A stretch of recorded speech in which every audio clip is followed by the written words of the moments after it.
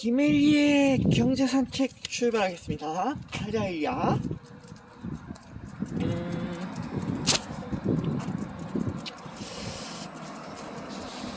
오늘도 어김없이 산책을 나왔습니다. 기분 좋아요. 아주 좋아요. 오늘은 참, 오늘도 어쩌다 보니 좀 어두운 소식을 준비를 했어요. 다름이 아니고, 우리 세계 1위 부호 일론 머스크께서 우리나라의 미래를 직접 걱정하셨죠. 네. 한국 사회에는 미래가 없다. 왜? 인구 때문에. 네. 지구 반대편에 계신 분이 저기 동방의 이름 없는 나라의 인구 문제를 걱정하셨어요. 물론 처음부터 우리나라 얘기를 하려다가 나온 건 아니고 미국의 인구 상태를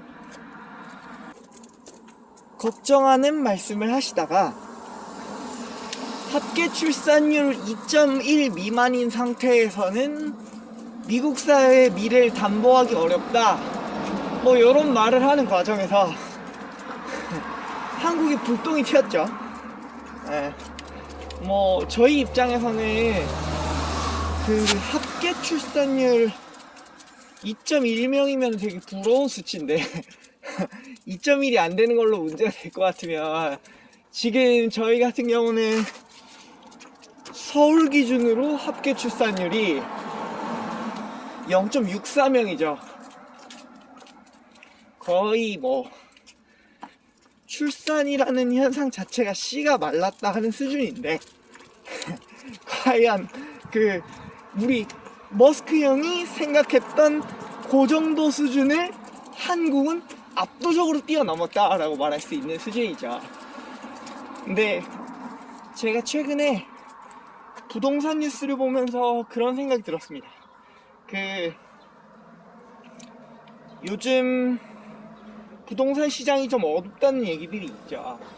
실제로 서울 강북구에서는 우리나라에서 거의 불패 신화로 여겨졌던 아파트 신규 청약에서 미달 사태가 발생을 했죠. 뭐 정확히는 미달이 아니라 청약 포기한 사람이 속출해서 결과적으로는 줍줍까지도 갔다는 이야기가 되는데, 근데 요 사태를 보면서 저는 요런 생각을 했어요. 우리가 지금 서울 시내 아파트에서 실수요자라는 표현을 쓰죠. 네, 근데 제 생각은 그렇습니다. 우리나라에서 아파트는 이미 실수요를 논할 수 있는 가격 수준을 넘지 않았는가 라는 생각이 들어요. 왜냐하면은 소득 대비 부동산 가격 지표라는 게 있어요. PIR이라고. 근데 요게 우리나라 기준으로 하면은 16.6 정도 돼요. 17 정도 되는데, 이게 무슨 말이냐면 우리가 숨도 안 쉬고 연봉을 100% 모았을 때 17년치 정도 연봉을 모으면은 집을 한 채 살 수 있다 하는 그런 얘기가 되겠습니다. 근데 그런 관점에서 한번 생각을 해보자고요. 그러면은 4천만 원씩 해도 17년치 연봉이면 약 7억 정도 되죠. 근데 그 정도 가격의 갭이면 진짜 내가 이 상품을 원할 때 실수요자라고 말해도 되는 것인가 라는 의문이 들 수 있죠. 네, 제가 봤을 땐 그렇습니다. 왜냐하면은 우리 모두가 주택시장에 있어서 모두가 실수요자예요. 그러면은 결과적으로 봤을 때는 지금의 부동산 시장이 주는 메시지가 하나예요. 아파트, 그 중에서도 신축 아파트만 주택이다 라고 외치는 거랑 사실상 거의 같은 느낌의 현상이라고 보이거든요. 그래서 실수요자가 구할 집이 없다 라는 전제는 사실상 좀 실수요자 할 때 실제 수요자라고 말하기에는 너무 좀 비현실적이지 않은가. 한 가지 예를 들어보자면, 우리가 모두가 시간을 알 필요가 있어요. 그래서 모두가 손목시계를 찰 수 있단 말이죠. 근데 지금 우리가 모두 손목시계를 필요로 한다고 해서 모두가 롤렉스의 실수요자라고 말하진 않거든요. 근데 서울 시내 아파트가 정말 롤렉스만큼의 사치제라고 할 만큼 심각한 수준인가? 네, 저는 그렇다고 생각해요. 왜냐면 지금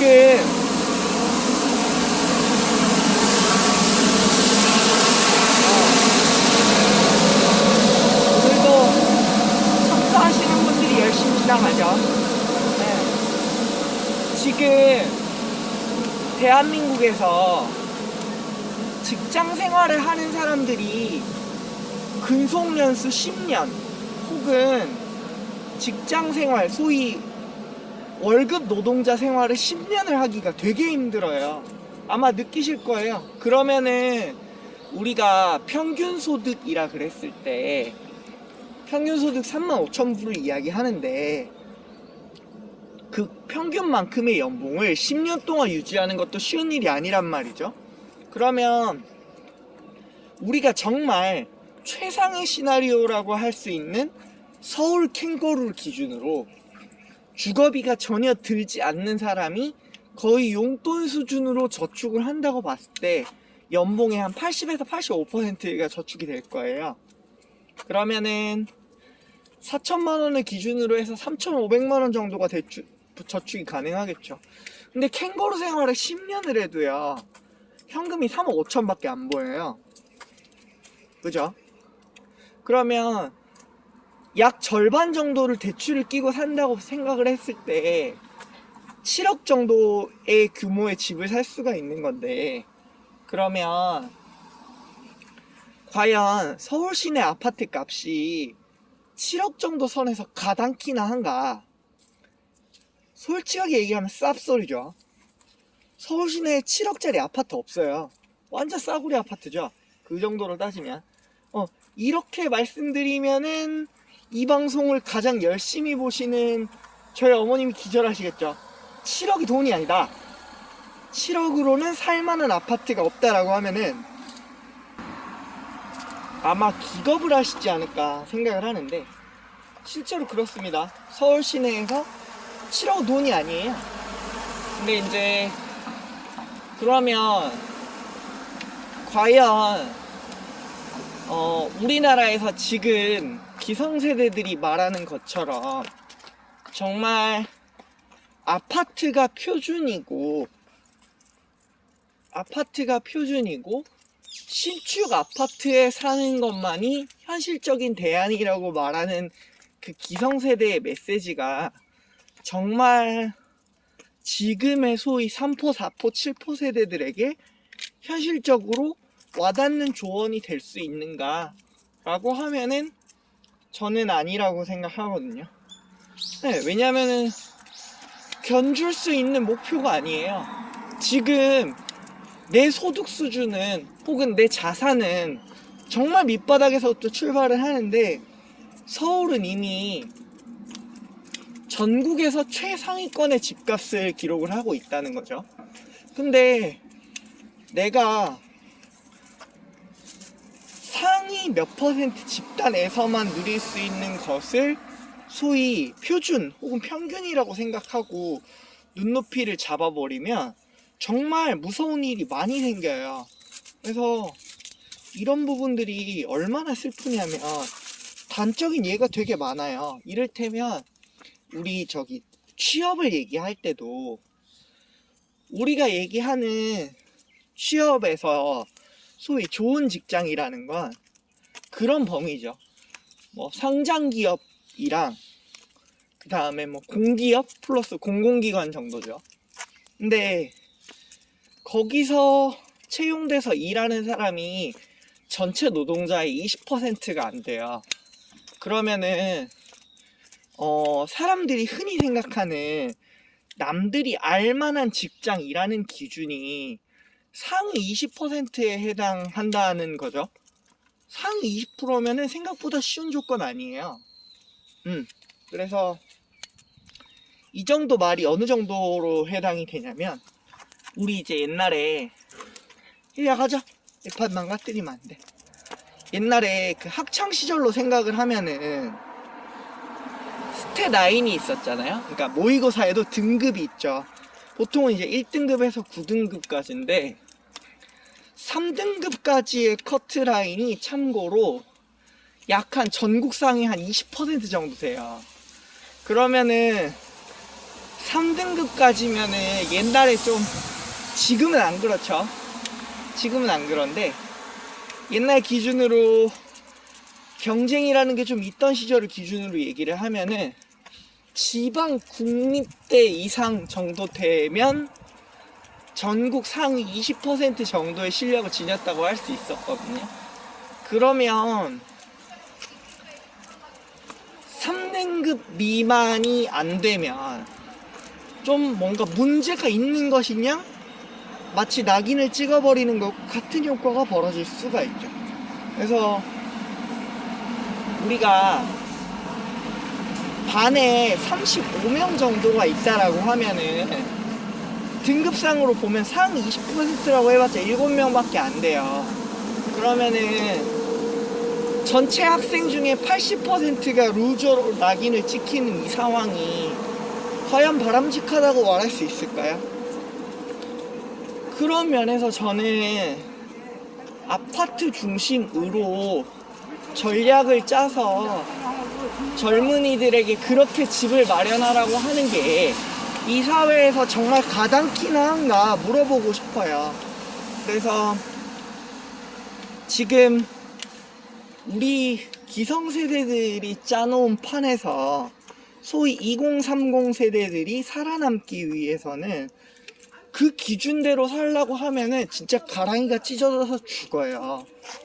뭐 상위 20% 내에 들어서 남들이 알만한 직장에 다녀도 연봉 기껏해야 5천 남짓인데 연봉 5천으로 점프가 가능할까요? 아니죠.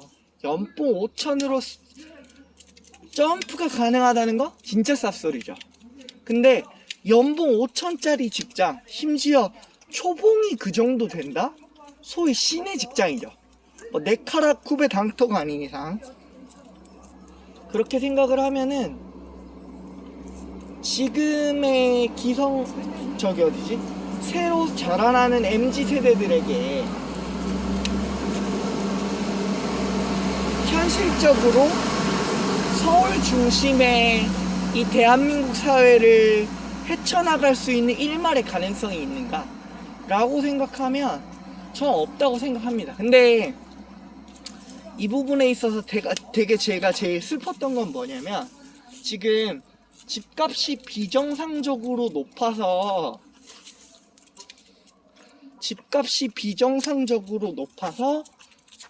미달 사태가 생겼다는 JTBC 뉴스에서 마지막에 그 사태를 취재해온 기자가 한 말이 진짜 가관이었어요. 걔가 뭐라 그랬냐면, 그러면 지금의 2030 세대들은 이 사태에 어떻게 대처해야 되느냐 라고 했을 때 그냥 한 말이 그거였어요. 그래도 정답은 청약뿐이다. 와, 이건 진짜 사회적인 기만이라고 생각을 하거든요. 청약이라는 게 점수제잖아요.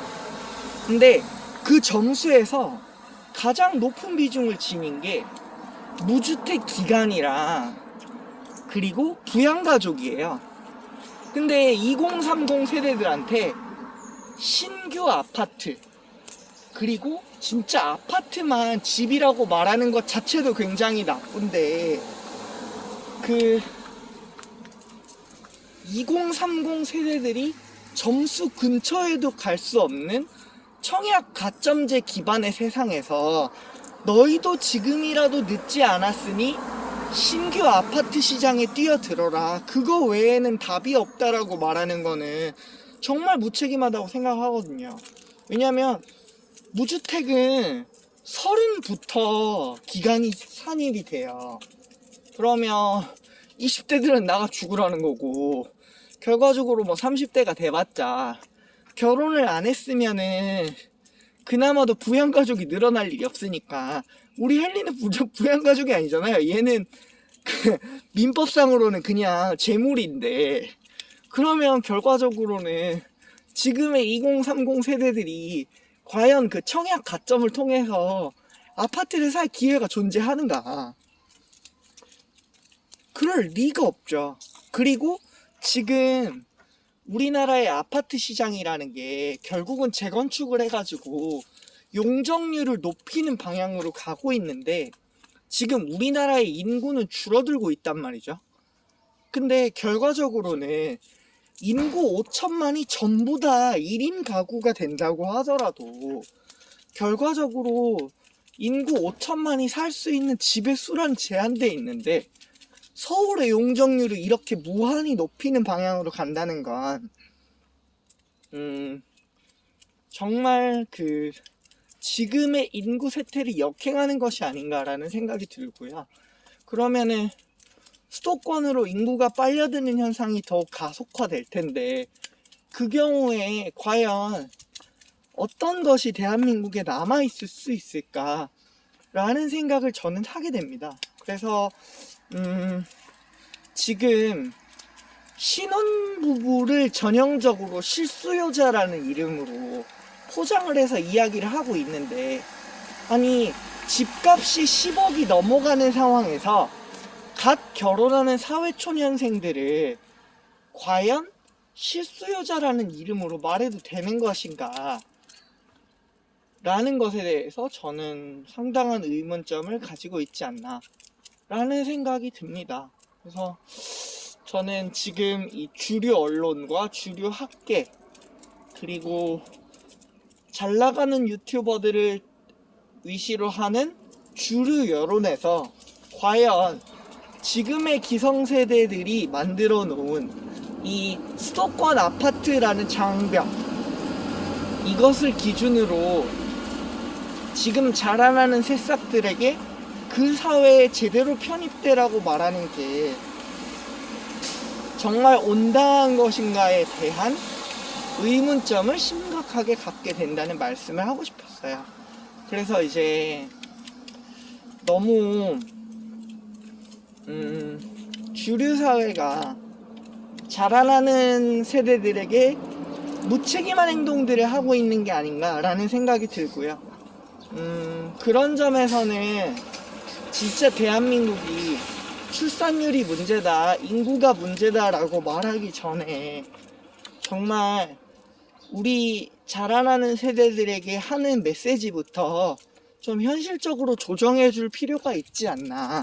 사회에 대한 잘못된 왜곡된 인상을 심어주는 것은 아니지 않나라는 생각을 해봅니다. 그래서